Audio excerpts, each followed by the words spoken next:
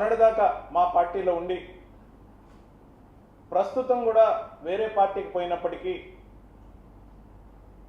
Deputy మేయర్గా కొనసాగుతున్న రూప్ కుమార్ యాదవ్ గారు ఒక ప్రెస్ మీట్ అడ్రస్ చేయడం జరిగింది.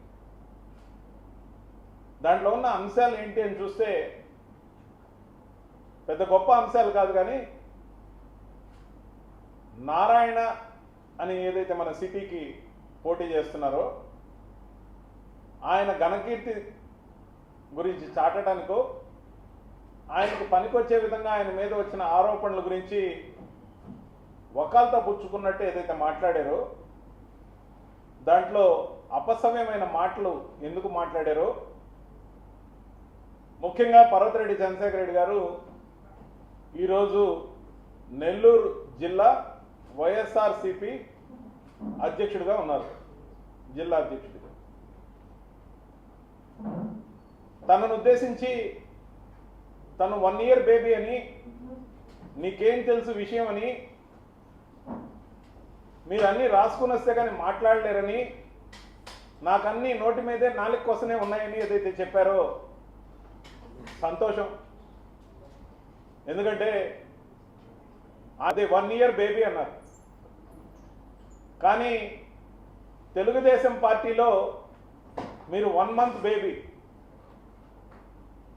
ముఖ్యంగా మార్చి 2వ తేదీన చేరిన మీరు ఈరోజు ఏప్రిల్ 2వ తేదీ, కరెక్ట్గా 1 మంత్ బేబీ. మీరు మాటలు ఇటు బాగా వచ్చు కాబట్టి అవి నారాయణకు ఉపయోగపెట్టాలని ఎందుకు అనుకున్నారో మాకు అర్థం కాదు. కానీ మీరు వెళ్ళింది వేమిరెడ్డి ప్రభాకర్ అన్న అనుచరుడిగా వెళ్ళారు, జగన్మోహన్ రెడ్డి గారిని మర్చిపోయారు. నారాయణ గారు ఫాలోయర్గా ఎప్పుడు మారారో, ఆయన వకాలతో ఎందుకు చేస్తున్నారో అర్థం కాని పరిస్థితి. సరే, మీకు ఏం అవసరమో మాకు తెలియదు.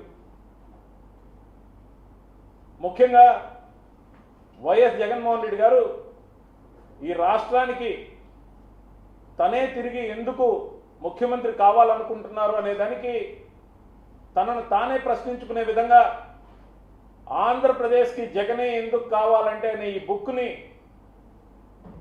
ఏదైతే రాష్ట్రం దశ దిశలా ప్రతి కార్యకర్తకి, ప్రతి ఎమ్మెల్యేకి, ప్రతి ఎంపీకి, ప్రతి వార్డు మెంబర్కి ఇచ్చి మరీ పంపిణీ చేస్తే, విశేషంగా ఈ పుస్తకాలను ఇంటింటికి పంపిణీ చేసిన వ్యక్తుల్లో మీరు కూడా ఉన్నారని మీరు మర్చిపోయారు. ఈ బుక్లో సరైన ఆధారాలతో ఏవైతే అక్షరం నిజమైన అంశాలు ఉన్నాయో వాటి గురించి మీకు సంపూర్ణమైన అవగాహన ఉంది. కానీ నారాయణ అనే ఒక కార్పొరేట్ విద్యా సంస్థల అధినేత రాష్ట్రానికి చేసింది ఏం లేకపోయినా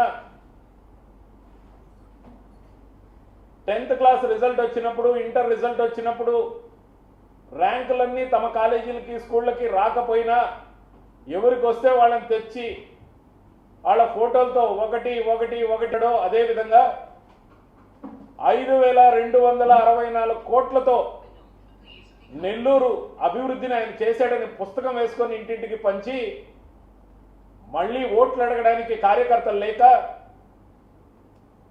సిటీ నియోజకవర్గం మొత్తం కూడా ఆయన విద్యా సంస్థల్లో పనిచేస్తున్న వాళ్ళని డిప్యూట్ చేసుకుని ప్రతి వార్డులో కూడా ఒక్కొక్క టీంని ఏర్పాటు చేసి ఓట్లు అడగడానికి పంపిస్తున్నాడు. అతని దుస్థితి ఇది. తెలుగుదేశం పార్టీ, టీడీపీ ఎప్పుడో టోటల్గా దివాలా తీసిన పార్టీగా మారింది. టీడీపీ అంటే టోటల్గా దివాలా తీసిన పార్టీ. ఆ ఎడారిలో మీరెళ్ళి ఖర్జూరాలు పండించడానికి వెళ్ళారేమో మాకు తెలియదు. ముఖ్యంగా 5,264 కోట్ల రూపాయల నిధులతో నెల్లూరుని అభివృద్ధి చేశాయని చెప్తే మనకు కనపడేది అండర్ గ్రౌండ్ డ్రైనేజ్ గురించి ఒక 400 కోట్లు, 430 కోట్లు వాటర్ పైప్ లైన్ గురించి తప్ప మిగతా వాటికి లెక్కలు చెప్పాల్సిన అవసరం ఉందని మీరు అన్నట్టు మీరు కూడా కాగితం మీద రాసుకొస్తే మా వైపు నుంచి పర్వతిరెడ్డి చంద్రశేఖర్ రెడ్డి గారితో కలిసి మేము ఒక టీంగా, మీ ఇష్టం వచ్చిన టీంతో రండి, మీరు రండి, మీకు ఇష్టం వచ్చిన టీంతో రండి, మాకేం అబ్జెక్షన్ లేదు. మాకు చర్చ మీడియా ముందు జరగడం ప్రధానం. వారితో పెట్టించి వీరితో పెట్టించి మీ తాబేదారులతో పెట్టించి అనే మీ మాటలు మేము మాట్లాడాం. ఎవరు సమర్థులైతే వాళ్ళనే ఒక టీంగా ఏర్పాటు చేసుకుని రండి. 5,264 కోట్ల అభివృద్ధికి లెక్కలు చెప్పండి. గత ప్రభుత్వం కాంట్రాక్టులకి పేమెంట్కి సర్టిఫై అయిన తర్వాత డబ్బులు ఇవ్వకుండా వెళ్ళిపోయిన అమౌంట్ 60,000 కోట్ల పైచిలుకని మీకు తెలుసు స్పష్టంగా. దాంట్లో ఈ 5,264 కోట్లలో బిల్లులు ఇవ్వకుండా వెళ్ళిన అమౌంట్ ఎంత, లోన్ తెచ్చి ఈ రెండు మాత్రమే చేసిన ఘనత తప్ప పేమెంట్లు పూర్తిగా ఇచ్చి వెళ్ళారా అని అడుగుతున్నాను. కుమార్ యాదవ్ గారు, మిమ్మల్ని ఒకటి అడుగుతున్నా. పార్టీలు ఎవరైనా మారుతారు, కానీ సిద్ధాంతాల కోసం మారుతారు. గతంలో మీరు పార్టీ మారే రోజు ఒక పత్రికా సమావేశం నిర్వహించినప్పుడు నేను చూసా. పార్టీ మార్పు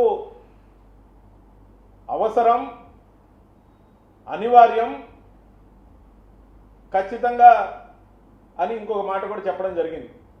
సో మీరు చెప్పిన మాటకి స్టిక్ అయినప్పుడు మీ డిప్యూటీ మేయర్ పదవి మాత్రం వైఎస్ఆర్సీపీ ద్వారా వచ్చింది కాదా అని అడుగుతున్నాం. మీరు అవసరం అనివార్యమైనప్పుడు వెళ్ళిపోతే ఆ పదవిని వదిలేయాలి కదా. వెంటనే రిజైన్ చేయండి, డిప్యూటీ మేయర్ పదవికి రిజైన్ చేయండి. కుదిరితే ఆకాశం లేకపోతే నేల మీద ఉంటారన్నట్టు గెలిస్తే ఆ పార్టీలో ఉంటా, లేకపోతే మళ్ళీ వస్తానని అనుకొని ఆ పదవి అలాగే పెట్టుకున్నారేమో మాకు తెలియదు. కానీ ఈరోజు జరుగుతున్న నెల్లూరులో ఆట, రాజకీయ ఆట ఏదైతే ఉందో మొత్తం వైఎస్ఆర్సీపీ టీం మెంబర్లే కొంతమంది వేరే టీంగా ఫామ్ అయ్యి ఒకరితో ఒకరు కలబడుతున్నారు తప్ప నేను చెప్పినట్టు తెలుగుదేశం పార్టీ టోటల్గా దివాదాలు తీసిన పార్టీయా కాదా చెప్పాలి. ఇప్పటి వరకు ఉన్న అన్ని అంచనాల్లో, అన్ని సర్వేల్లో టోటల్గా దివాలా తీసే పార్టీకి సీట్లేం పెద్దగా రావని, వాలంటీర్లకు కూడా వెన్నుపోటు పెడిచిన చంద్రబాబు నాయుడిని అప్పుడే అందరూ కీర్తిస్తున్నారు. రేపు ఎలక్షన్ తర్వాత టీడీపీకి కొత్త నిర్వచనం వస్తుంది. తూర్పు తిరిగి దండం పెట్టిన పార్టీగా, దండం పెట్టాల్సిన పార్టీగా మీరు చిత్తుగా ఓడిపోబోతున్నారు. ఈ విషయం మీకు తెలుసు. ఎందుకంటే చంద్రబాబు నాయుడు గారిని గురించి మీరు ఎక్కడా కీర్తించడంలా,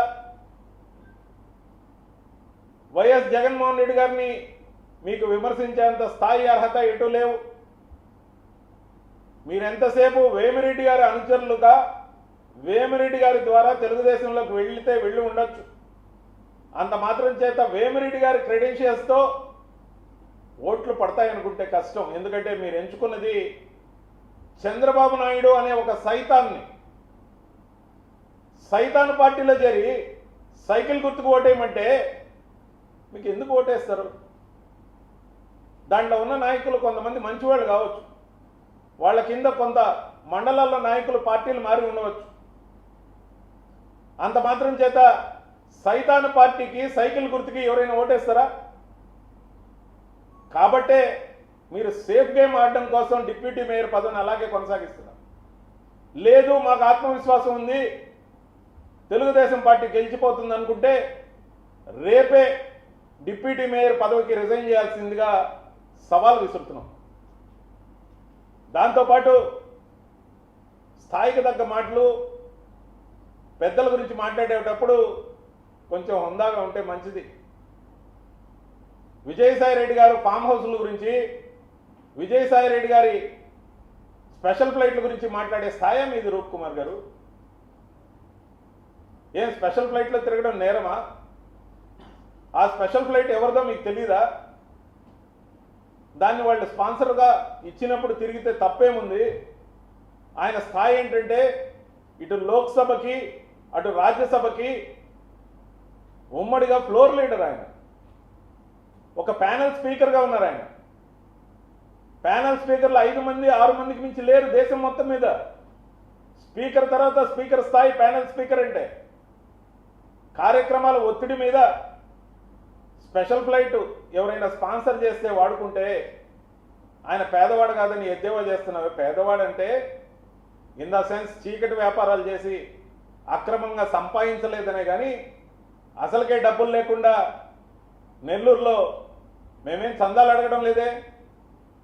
సేవ చేయడానికి వచ్చినప్పుడు నెల్లూరుకి ప్రత్యక్ష రాజకీయాల్లోకి వచ్చినప్పుడు ఇక్కడ ఎయిర్పోర్ట్ త్వరితగతిన తెస్తా అని చెప్పడం తప్ప, 6 నెలల్లో అండర్ పాస్లు ఏర్పాటు చేస్తా అని చెప్పడం తప్ప, నెల్లూరు పార్లమెంట్ అభ్యర్థిగా ఒక మేనిఫెస్టోను రూపొందించి తాను ప్రాతినిధ్యం వహించే 7 నియోజకవర్గాలకి ఏ నియోజకవర్గానికి ఆ నియోజకవర్గంగా ఓవరాల్గా ఎంపీగా నెల్లూరు జిల్లాకి పారిశ్రామీకరణ చేయడంతో పాటు అనేక రకాల కార్యక్రమాలను తీసుకొస్తానని ఒక మేనిఫెస్టో ఏర్పాటు చేయడం తప్ప, మీకు ఒక మాట చెప్పదలుచుకున్నాం. మీరు అతిశయంతో ఆత్మవిశ్వాసం లోపించి గొప్పగా ఊహించుకొని కలలు కంటున్నారు. విజయసాయిరెడ్డి గారి సామర్థ్యం ఏంటో మీకు తెలియదు. వైజాగ్ నుంచి ఇక్కడికి వచ్చారని ఎద్దేవా చేశారే.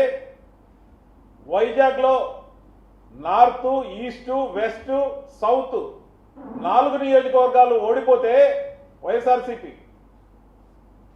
మేయర్ని భారీ మెజారిటీతో వైజాగ్ నగరం అంతా పాదయాత్ర చేసి కంకణబద్ధుడై గెలిపించుకున్న సామర్థ్యం విజయసాయిరెడ్డి గారికి. ఇక్కడ ప్రజల అదృష్టం. ఇక్కడికి విజయసాయిరెడ్డి గారికి ఒక అవకాశం దేవుడిచ్చాడు పుట్టిన గడ్డకు సేవ చేసుకోవడానికి. రాబోయే రోజుల్లో నెల్లూరు అభివృద్ధిని మీ కళ్ళతో మీరే చూస్తారు. కాబట్టి వివేకంతో ఉండాలని, ఒకళ్ళతో పుచ్చుకునే వాళ్ళలో నారాయణ లాంటి కార్పొరేట్ రోగులకు కాకుండా, ఐఎమ్ రిపీటింగ్ దిస్, 2 days ముందు కూడా నేను చెప్పా, నారాయణ అనే వ్యక్తి ఒక కార్పొరేట్ అండ్ ఒక రోగ్ అని మేము కక్షపూరితంగా అనడంలా. ఒక రోగ్ అని ఎవరు చెప్పారు? ఆయన ఆ స్టాంప్ ఎవరు వేశారు? ఆయన మరదలు ప్రియా వేశారు. నేను కాదు, మా పార్టీ వాళ్ళం కాదు. కాదని ఆయన ఎప్పుడైనా ఖండించాడా? అలాంటి వికృతమైన చేష్టాలు నేను చేయలేదని ఏ రోజున చెప్పాడా? మీరు ఒకరి తరపున ఒకరు వకాలతో తీసుకుంటున్నారు కదా. ఓసారి నారాయణ గారిని సంప్రదించి ఆ ప్రియా గారు చెప్పిన రోగ్ బిహేవియర్ మీలో ఉందా లేదా కనుక్కున్నారా? ఎంతమంది ఆత్మహత్యలు చేసుకున్న నారాయణ విద్యా సంస్థల్లో మీరు విమర్శించారు. పార్టీలో ఉన్నప్పుడు అందరం విమర్శించాం. దానికి సమాధానాలు వచ్చాయా? విద్యని, వైద్యాన్ని పూర్తిగా వ్యాపారీకరణ చేసి 100,000 కోట్లకు ఎగబాకి అమరావతిలో భూములు దందా చేసి బినామీ పేర్లతో భూభాగోతం చేసి ఇన్నర్ రింగ్ రోడ్ స్కామ్లో దొరికిపోయి ముద్దాయి కాకుండా ఉండడం కోసం, జైలుకు పోకుండా ఉండడం కోసం కోర్టు మెట్లు తొక్కి నెల్లూరు అభివృద్ధి చేస్తాడు. నిజమేనా? చెప్పే దాంట్లో చిత్తశుద్ధి ఉందంటే, నెల్లూరు అభివృద్ధి చేస్తానని అతను చెప్పే మాటల్లో నిజం ఉందనుకుంటే, తన విద్యా సంస్థల్లో పేదలకి న్యాయంగా ఇవ్వాల్సిన పర్సంటేజ్ ఆఫ్ సీట్లు ఏ రోజైనా ఏ విద్యా సంస్థలో అయినా ఇచ్చాడా?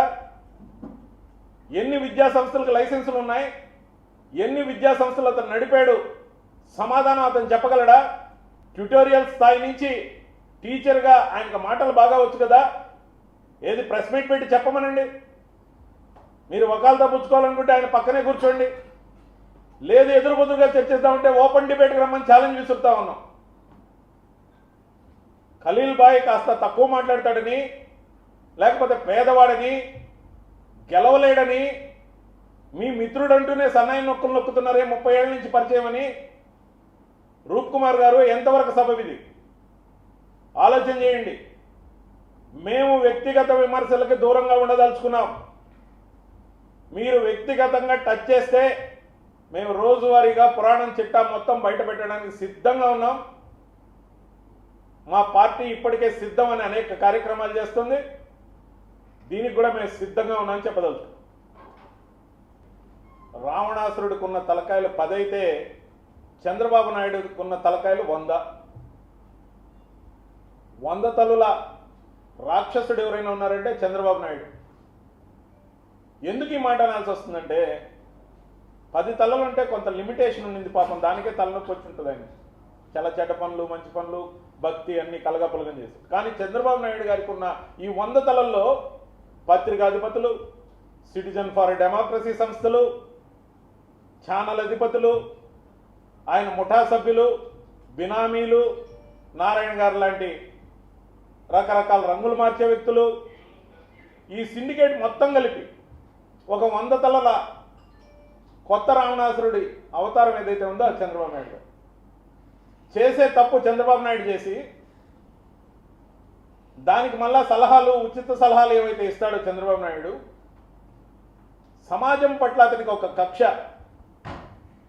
నన్ను ఓడించిన వారు ఎవరు బాగుపడకూడదు, ఈ పేదవారందరూ జగన్మోహన్ రెడ్డి గారు చుట్టూ చేరారు, వచ్చే ఎన్నికల్లో నాకు ఓటేసేలా లేరు, ఓటేస్తే ఎలాగూ జన్మభూమి కమిటీలు తీసుకొచ్చి వాళ్ళ రక్తం పీలుస్తా, ఓటేస్తారో లేదో అని సందేహం వస్తుంది కాబట్టి ఇప్పుడే వాళ్ళని 3 చెరువులు నీళ్లు తాగిస్తా అని అవ్వాతాతల ఉసురు, వికలాంగుల ఉసురు, కిడ్నీ బాధితుల ఉసురు ఏదైతే పోసుకున్నాడో నిన్న ఉదయం నుంచి గడ గడ గడ వణుకుతున్నాడు. 65,80,000 మంది ఏదైతే పెన్షన్దారులు ఉన్నారో మొత్తం ఒక్క ఓటు లేకుండా వైఎస్ఆర్సీపీకి పడేలాగున్నాయి. మనోడేమో నిమ్మగడ్డ, పేరుకు నిమ్మగడ్డ కానీ కమ్మగడ్డ రమేష్ అని కూడా అంటారు ఆయన్ని. సో ఆయన ఆధ్వర్యంలో ఎలక్షన్ కమిషన్ దగ్గరికి వెళ్ళి ఏదైతే కంప్లైంట్ ఇచ్చాడో, ఇప్పుడు లేటెస్ట్గా తెలుస్తున్న సమాచారం ప్రకారం సిమ్ కార్డులన్నీ కూడా హ్యాండ్ ఓవర్ చేయమన్న నేపథ్యంలో వాలంటీర్లు ఫోన్ చేసి ఇంటింటికి రేషన్ ఏదైతే వస్తుందో దాని గురించి కూడా ముందస్తుగా సమాచారం లేని దుస్థితి. అంటే ఇంటింటికి పెన్షన్ టైంకి రాకూడదు, ఇంటింటి తలుపు కొట్టి రేషన్ ఇవ్వకూడదు, పేదవాళ్ళు హాయిగా ఉండకూడదు, 3 పూట్ల తినకూడదు. ఇది ఈ దుర్మార్గుడి వ్యవహారం. అప్పుడే కక్ష మొదలైంది. అందుకే చంద్రబాబు నాయుడు గారి గురించి జగన్మోహన్ రెడ్డి గారు చాలా క్లియర్గా చెప్పారు, మీరు పొరపాటు చేయకండి, పొరపాటు చేస్తే చంద్రముఖి మళ్ళీ సైకిల్ ఎక్కుతుంది, టీ గ్లాస్ పుచ్చుకొని పేదవాళ్ళ రక్తం తాగడానికి మీ వాకిట్లోకి వస్తుందని. కానీ మీరు ఇంకా ఓటేయకముందే దానికి టీజర్గా ట్రైలర్గా ఏదైతే వదులుతున్నారో సినిమా రిలీజ్కి ముందు వదిలినట్టు ప్రజలు సంపూర్ణంగా అర్థం చేసుకున్నారు. కర్రుగాల్చి వాత పెట్టడంతో పాటు అవ్వాతాతల ఉసురు, వికలాంగుల ఉసురు, వాళ్ళ శాపనార్థాలు, కిడ్నీ బాధితుల శాపనార్థాల్లో ఇప్పటికే 66 లక్షల ఓట్లు గల్లంతైపోయినాయి. రాబోయే రోజుల్లో అతను చేసే ఒక్కొక్క కార్యక్రమం మొన్నటికి మొన్న ఒక టిప్. మరిన్ని వీడియోస్ కోసం ఛానల్ ని సబ్స్క్రైబ్ చేయండి, లేటెస్ట్ అప్డేట్స్ కోసం వాట్సాప్ ఛానల్ ని ఫాలో చేయండి అండ్ లింక్ డిస్క్రిప్షన్ లో ఉంది.